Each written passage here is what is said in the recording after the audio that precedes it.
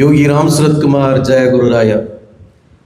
எல்லாமுள்ள எம்பெருமான் பிரபஞ்ச பரோபகாரி பகவான் யோகி ராம் சரத்குமாருடைய கருணை மழையிலே நனைந்திருக்கிறேன். மதான்பான பக்த பெருமக்களே, பகவான் யோகி ராம் சரத்குமாருடைய லீலைகளை, அவர் செய்த அற்புதங்களை நாம் பேசிக்கிட்டே இருக்கணும். அதை பேச பேச பேசத்தான் உங்கள் எல்லோருக்கும் பகவான் மேலே அப்படி ஒரு பிரேமை வரும். பகவான் போய் செய்த லீலைகளை, பகவான் செய்த அற்புதங்களை நாம் மெய்மறந்து பேசுவதாலே, அதை பற்றி பிறருக்கு பகர்வதாலே பகவான் மிகுந்த சந்தோஷம் அடைவார். அந்த கருணை எனக்கு மட்டும் இல்லை, உங்களுக்கும் அந்த கருணை மழையை அவர் பெய்ய செய்வார். சமீபத்தில் நாம் ஒரு வெளிநாட்டுக்கு போனோம். உங்களுக்கு தெரியும், ஒரு 10 நாள், ஒரு வாரம் இருக்குமா, ஒரு வாரத்துக்கு முன்னாடி அந்த நாட்டுக்கு நாம் இது 2வது தடவை 3வது தடவை போகிறோம். இந்த வாட்டி முற்றிலும் ஒரு புதிய குரூப்போடு நம்ம போனோம். முதல் நாள் நாங்கள் போய் இறங்கி எங்களுடைய ஹோட்டல் ஒரு பெரிய நட்சத்திர ஹோட்டல். அதில் எங்களுக்கு கீழ்த்தளத்தில் எங்களுக்கு அறை ஒதுக்கியிருந்தாங்க. அந்த அறையில் அப்படி இங்கே படுத்துட்டு பார்த்தீங்கன்னா ஃபுல்லாக கிளாஸ் தான், அப்படியே கடல் அப்படி தெரியும். கடல் நம்ம முன்னுக்கு இருக்கோம். பக்கத்தில் அதுக்கு இந்த பக்கம் நிறைய நீச்சல் குளம், பெரிய நீச்சல் குளங்கள், அப்படி ரொம்ப பிரமாதமான ஆம்பியன்ஸ்.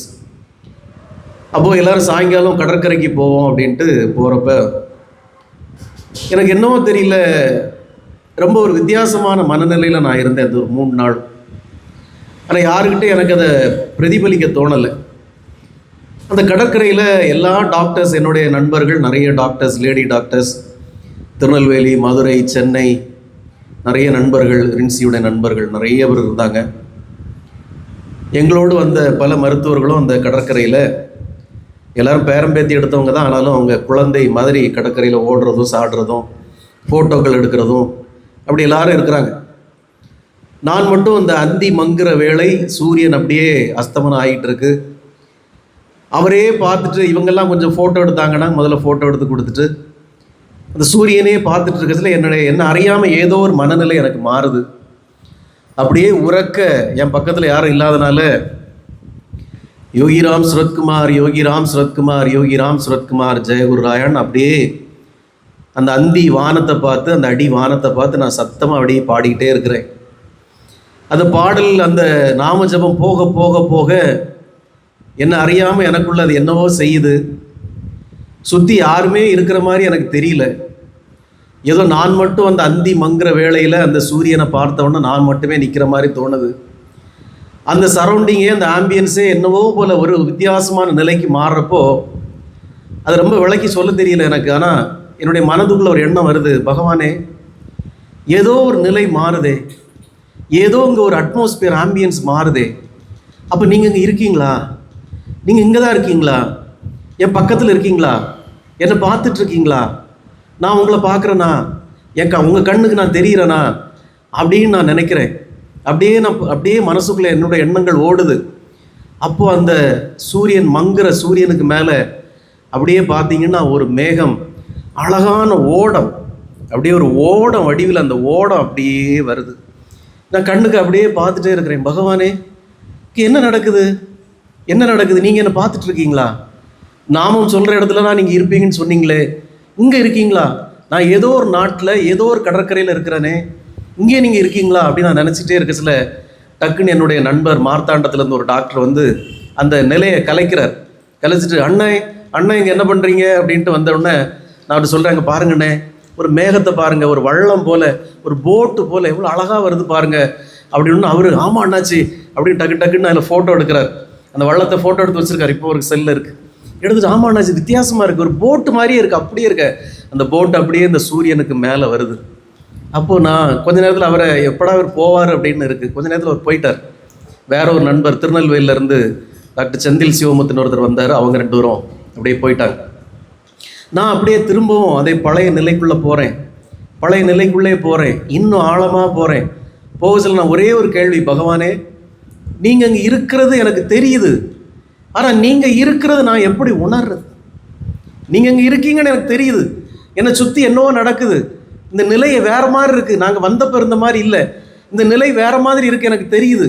நீங்கள் அங்கே இருக்கீங்கன்னு எனக்கு உணர முடியுது, ஆனால் நீங்கள் இருக்கீங்கிறத நான் எப்படி தெரிஞ்சுக்கிறது?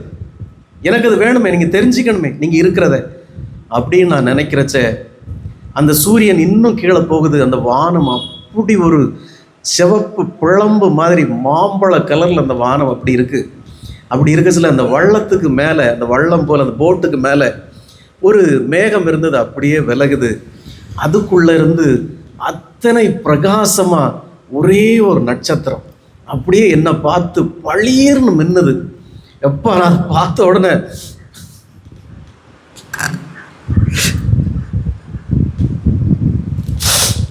பகவானே, வானத்தை ஃபுல்லாக பார்க்குறேன். வேற ஏதாவது நட்சத்திரம் இருக்கான்னு? ஒரு நட்சத்திரம் இல்லை. பொதுவாக வானத்தில் எத்தனை நட்சத்திரம் இருக்கும்? ஒரே ஒரு நட்சத்திரம். அந்த ஒரு நட்சத்திரம் மட்டும் என் கண்ணுக்கு அவ்வளோ பிரகாசமாக தெரியுது. அந்த இடத்துல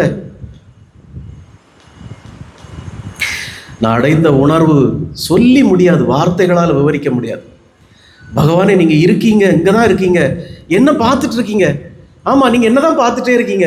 நான் நாம சொல்கிறத நீங்கள் பார்த்துட்டே இருக்கீங்க. நான் அந்த கடற்கரை நிற்கிறத என்ன நீங்கள் பார்த்துட்டே இருக்கீங்க.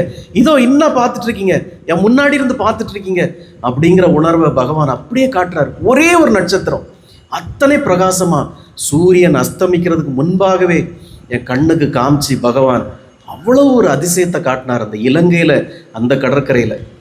அதுக்கு பிறகு ராத்திரி நடந்த ஒரு மகிழ்ச்சிகரமான நிகழ்ச்சியில், எனக்கு எதிராக பின்னப்பட்ட ஒரு சூழ்ச்சியில் பகவான் அவ்வளோ பெரிய ஒரு திருநடனத்தை ஆடினார். ஒரு மிகப்பெரிய ஒரு குழப்பத்தை உண்டு பண்ணி எனக்கு எதிரான சதியை முறியடித்தார். இதே போல் பகவான் இதுக்கு முன்னாடி ஒரு சம்பவத்தை நிகழ்த்தினார். உங்களுக்கெல்லாம் நான் சொல்லியிருப்பேன். நான் பனிமலையில் அந்த சிவலிங்கம், அது என்னது, அமர்நாத் போகிறச்ச அந்த குதிரையில் எங்களுக்கு நாங்கள் ஹெலிகாப்டர் புக் பண்ணியிருந்தோம். அந்த ஹெலிகாப்டர் திடீர்னு சூழ்நிலை, இந்த பருவநிலை மாற்றம் காரணமாக ஹெலிகாப்டர் கேன்சல் பண்ணிட்டாங்க. அப்போ எல்லாருக்கும் 2-3 வாய்ப்பு தான் இருக்குது. ஒன்று குதிரையில் போகிறது, இல்லைன்னா டோலியில் தூக்கிட்டு போகிறது, இல்லைன்னா நடந்து போகிறது. அது ரொம்ப சிரமம். 16 கிலோமீட்டர் இங்கேருந்து மலையில் நடக்கணும். இப்போ நாங்கள் குதிரையில் போகலான்னு முடிவு பண்ணி நிற்கிறோம். குதிரைக்கு விடிய காலம் 2 மணிக்கே போய் நிற்கணும் கியூவில். அந்த கியூவில் நிற்கணும். அதுக்கு ஒரு பக்கெட் வெந்நி தண்ணி 100 ரூபா ஒருத்தன் போட்டு தருவான். அதை ஒரு சின்ன பிளாஸ்டிக் கவரை சுற்றி மறைச்சிருப்பான். அதுக்குள்ளே தான் நீங்கள் இன்னும் குளிக்கணும். சுற்றி மறைச்சிருக்கும். அதுக்குள்ளே குளிச்சுக்கிட்டு துணியை மாற்றிட்டு அந்த 100 ரூபா வெந்நி தண்ணியை ஊற்றிட்டு நீங்கள் குளிச்சுட்டு போகணும். 2 மணிக்கு போய் கியூவில் நின்னா 5 மணி 6 மணிக்கு ஒரு குதிரை கிடைக்கும். அந்த குதிரையில் ஏற்றி கூட்டிகிட்டு போவாங்க. அந்த குதிரையில் நாங்கள் போச்சில் பல்வேறு கட்ட சோதனைகள் நடக்கும். ஒவ்வொரு இடத்துலையும் குதிரையோடு சேர்த்து ஸ்கேன் பண்ணுவாங்க. அப்புறம் நாங்கள் தனியாக இறங்கி, குதிரை தனியாக வரும், நாங்கள் ஒரு ஸ்கேனர் வழியாக வரணும். அப்படி நிறைய நடக்குது. எங்களோட வந்திருந்த பலரும் ஒவ்வொரு குதிரையில் இருக்கிறாங்க. இப்போ ஒரு இடத்துல ஸ்கேன் பண்ணி அப்படி நான் போச்சில் ஒரு குறிப்பிட்ட மதத்தை சார்ந்தவங்க தான் அந்த குதிரையில் ஏற்றிட்டு போகிற பொழப்பு நடத்துகிறாங்க. அவங்களுக்கு அதான் பொழப்பு. ஆனால் அதில் என்னுடைய குதிரை ஓட்டுநராக வந்த ஒரு பையன், அவன் ரொம்ப ஒரு நக்கல் பிடிச்ச பையன். அவன் நம்ம அப்போது நிறைய ருத்ராட்செல்லாம் போட்டிருப்போம். அப்போ இப்போ தான் ருத்ராட்சத்தெல்லாம் குறைச்சிட்டோம். அப்போ பார்த்திங்கன்னா கையில் நிறைய ருத்ராட்சம், கழுத்தில் நிறைய ருத்ராட்சம் போட்டு, இப்போ பேண்ட் சட்டை தான் போட்டிருப்போம். பயங்கரமாக நம்ம ஒரு வித்தியாசமான கெட்டப்பில் இருக்கும். இப்போ அந்த பையன் வேறொரு மதத்தை சார்ந்தவங்கிறதுனால என்ன ரொம்ப நக்கலாக பார்க்குறான், கிண்டலாக பார்க்குறான். அப்போது எல்லோரும் அப்படி ஸ்கேன் பண்ணி வந்தோடனே எல்லோரும் அப்படி, நான் குதிரையில் ஏறதுக்கு முயற்சி பண்ணுறேன். அப்போ அந்த பையன் ஹிந்தியில் நக்கலாக பேசுகிறான். நீ என்ன பெரிய ராஜா தேசிங்க, யார் ஓடுங்க, எங்கே போகிறதுக்கு பார்க்குற, சும்மா நில்லு அப்படின்னு கிண்டல் பண்ணுறான், சிரிக்கிறான். அப்புறம் அப்புறம் ஹிந்தியில் என்னெல்லாமோ சொல்லி பக்கத்தில் நிற்கிற பையன் மாட்டு என்ன ரொம்ப கிண்டல் பண்ணுறான். இவர் பெரிய ஆள், இவர் இப்போ யார் விட்டா குதிரையில் பறந்துடுவார் அப்படி ரொம்ப அவன் கிண்டல் நக்கலும் கேலியும் பண்ணி சிரிக்கிறான். எனக்கு கொஞ்சம் கஷ்டமாக இருக்குது. ஏன்னா அப்போயே நம்மளை நிறைய பேர் சாமின்னு கும்பிட ஆரம்பிச்சிட்டாங்க. அப்போது நம்ம கூட பக்தர்கள்லாம் வந்திருக்காங்க நிறைய பேர். ஒரு அம்மாலாம், நான் ஒரு போட்டில் இப்படி போகிறோம், இந்த பக்கம் சீட்டில் நான் இப்படி இருக்கேன், அந்த பக்கம் சீட்டில் அந்த அம்மா இருக்கணும். நான் அப்படி காலை, நீங்கள் அவருக்கு கால் ரொம்ப வலிக்குது, நான் காலை நீட்டி உட்காருங்கன்னா நீட்டவே மாட்டேங்கிறாங்க. ஏன் அப்படின்னு புரியல. அப்புறம் தான் அவர் வீட்டுக்காரர் சொல்கிறாரு, இல்லை நீங்கள் இந்த பக்கம் இருக்கிறீங்கல்ல, உங்களை பார்த்து கால் நீட்டக்கூடாதுன்னு அவள் இப்படி இருக்கிறா அப்படின்னு. நான் எழும்பியோன்னா வேறு போட்டுக்கு போகிறோமா, நீங்கள் கால் நீட்டி உட்காருங்க அப்படின்னு. அவ்வளோ மரியாதையாக இருக்கிற இடத்துல ஒரு பையன் நம்மளை இவ்வளோ கேவலமாக கிண்டல் பண்ணுறானே அப்படின்னு எனக்கு ரொம்ப மனசு சங்கடம். இப்போன்னா ஆகாது. அப்போ நம்மளும் ஒரு பக்குவ நிலைக்கு வரல. பக்குவம் இல்லாத நிலைங்கிறதுனால எனக்கு அவன் மேலே கோபம் வருது. ஆனால் எனக்கு அவனை கோபத்தில் ஹிந்தியில் 4 கெட்ட வார்த்தை சொல்லவும் தெரியாது. ஆனால் மனசுக்குள்ளே நம்ம பெரிய பகவானுக்கு அடுத்த ஒரு நிலையில் இருக்கிறோம், நம்ம மனசுக்கு நினச்சிக்கிறோம். அப்படி எனக்கு ரொம்ப சங்கடம், ரொம்ப கவலை. அப்போது அந்த குதிரையில் நாங்கள் மலையில் ஏற ஆரம்பிக்கிறோம். இந்த பையன் திரும்பவும் நம்ம நக்கல் பண்ணுறான், தள்ளி உட்காரு, அப்படி உட்காரு, குதிரை மேலே ஏறச்சில நீ வந்து இப்படி முன்னுக்கு சரிஞ்சிக்க, அப்புறம் கீழே இறங்கச்சில நீ இப்படி பின்னாடி போ அப்படின்லாம் ரொம்ப ஒரு மாதிரி நம்மளை ரொம்ப அல்பமாக தட்டி பிஹேவ் பண்ணுற மாதிரி பண்ணுறான். ரொம்ப கேவலமாக தான் இருக்குது. சரி, அப்படி போயிட்டு இருக்கிறோம். மனசுக்குள்ளே நினைக்கிறேன், என்னடா ஒரு குதிரை ஓட்டுறவங்க கூட நம்மளை மதிக்க மாட்டேங்கிறான். நம்ம ஆசிரமத்தில் தான் ஒன்றும் நம்மளை மதிக்க மாட்டேங்குது, ஒரு குதிரை ஓட்டுறவங்க கூட நம்மளை மதிக்க மாட்டேங்கிறானே, இது என்ன பகவானே இது நிலைமை நமக்கு அப்படின்னு நான் நினச்சிட்டு போயிட்டே இருக்கச்சில, அப்போ தான் பகவான் இலங்கையில் எப்படி நமக்கு ஒரு அற்புதத்தை நிகழ்த்தினாரோ அங்கே அதே மாதிரி அவர் நிகழ்த்துறார். நான் ஏற்கனவே 4 வருஷம்னு சொல்லியிருக்கேன். திடீர்னு அந்த பையன் மூக்கில் இருந்து ரத்தம் வடிய ஆரம்பிக்குது. அந்த பையன் முதல்ல அப்படியே மூக்கை சீந்தி தொடச்சிட்டே வரான். நான் அப்படியே அவனே தான் பார்த்துட்டே வரேன். ஏன்னா நமக்கு விரோதி அவனை தான் நம்ம பார்த்துட்டே இருப்போம், என்ன ஆகிறான் அப்படின்ட்டு. அவன் அப்படியே பார்த்துட்டே இருக்கேன் சைடில். அவன் மூக்கிலேருந்து ரத்தம் கொஞ்சம் கொஞ்சமாக வருது. அவன் அப்படி துடைக்கிறான். திருப்பி லேசாக மூக்கை அப்படி சீந்திட்டு துடைக்கிறான். ஆனாலும் திருப்பியும் கொஞ்சம் கொஞ்சமாக ரத்தம் வருது. கொஞ்ச நேரம் கழித்து அவனுக்கு அந்த ரத்தம் அதிகமாக வருது. மூக்கிலேருந்து அப்படி ஒழுகி சட்டையோட பாய ஆரம்பிக்குது. சட்டையில் அப்படி ரத்தமாக சொட்டாக விழுது. அந்த பையன் திருப்பி கர்ச்சிப் எடுத்து பொத்தி பார்க்குறான், என்னெல்லாமல் பண்ணி பார்க்குறான். அவனால் தாக்கு பிடிக்க முடியல. இந்த குதிரைக்கு மேலே அவனுக்கு கவனம் போயிட்டு, என் மேலே இருந்த கவனம் போயிட்டு, ரத்தம் அப்படியே ஊற்றுது அவனுக்கு. அப்படியே பண்ணச்சில் அவன் தண்ணி கேட்குறான். அப்போது என் பேக்கில் ஒரு தண்ணி பாட்டில் இருக்குது. ஆனாலும் நம்ம ஒரு அகங்காரம் மனசுக்குள்ளே இருந்துட்டு தண்ணி கொடுக்கக்கூடாது அப்படின்னு என் உள் மனசு சொல்லுது. நான் தண்ணி கொடுக்கல. உடனே பக்கத்து குதிரையில் இருந்த ஒரு ஆள் தண்ணி பாட்டில் கொடுத்தாரு. அதை எடுத்து முகத்தை கழுவுனா, தண்ணி மூக்குக்குள்ளே ஊற்றிட்டு திருப்பியும் தொடச்சிட்டு எடுத்துகிட்டு அப்படியே போகிறான். பொதுவாக அவங்க ரொம்ப அழுக்காக தான் இருப்பாங்க. ஏன்னா அது இந்த போகிறதே சேரும் சகதியமாக தான் இருக்கும். திருப்பியும் தொடச்சிட்டு அவன் பாட்டு நடந்து போகிறான். நான் அவனையே தான் பார்த்துட்டே இருக்கேன் குதிரையிலேருந்து. திரும்ப அவன் மூக்குக்குள்ளே திருப்பியும் ரத்தம் வந்துக்கிட்டே இருக்குது. அப்போ உடனே இந்த பக்கத்து குதிரை ஓட்டிகள்லாம் வந்து அவனை சுற்றி நம்ம கீழே போயிடலாம், ஆஸ்பத்திரிக்கு போயிடலாம் அப்படிங்கிறாங்க. நிலைமை ரொம்ப மோசமாக இருக்குது. அவனுக்கு பயந்து போய் அப்படி ஒரு இடத்துல உட்காந்துட்டான். எங்கள் குதிரையும் நாங்கள் போன குதிரைகள்லாம் அப்படி ஒதுக்குறாங்க, சைடில் ஒதுக்குறாங்க. இவன் அப்படி ஒதுங்கி இருந்தோடனே அவன் மூக்கில் துணியெல்லாம் வச்சு இருத்துறாங்க. ரொம்ப பரிதாபமாக போயிட்டுருக்கு. நிறைய பேர் அவனை சுற்றி கூடியாச்சு. அப்போது ஒரு உள் மனசில் எனக்கு ஒரு ஒலி கேட்குது, போதுமா இல்லை இன்னும் வேணுமா கேட்குது.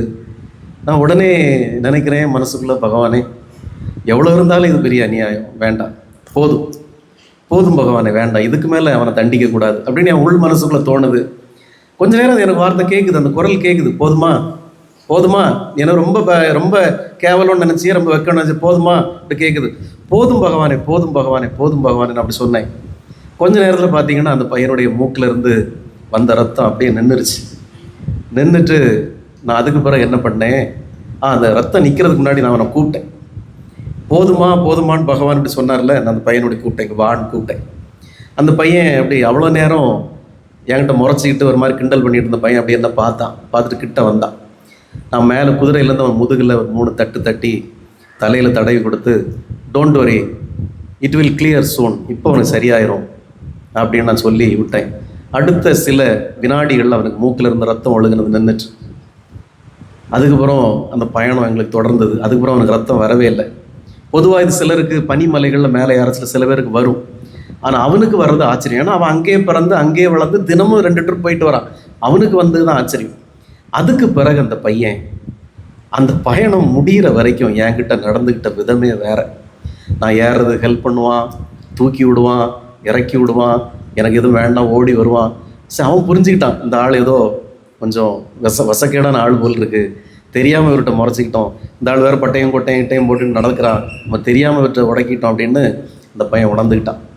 இப்படி பகவான் யோகி ராம் சரத்குமாரை நீங்கள் பரிபூர்ணமாக நம்பி ஒரு பயணத்தையோ நீங்கள் ஒரு ஜபத்தையோ செய்யும்போது நிச்சயமாக நான் சொல்கிறேன், பகவான் நான் இருக்கேன், நான் இங்கே தான் இருக்கேன், உன் கூட தான் இருக்கேன், உன்னை பார்த்துக்கிட்டு இருக்கேன், நீ செய்கிறது பேசுகிறதெல்லாம் நான் கேட்டுக்கிட்டு தான் இருக்கேன், கவலைப்படாதங்கிறத பல இடங்களில் பல பக்தர்களுக்கு இப்படி உணர்த்துறார்.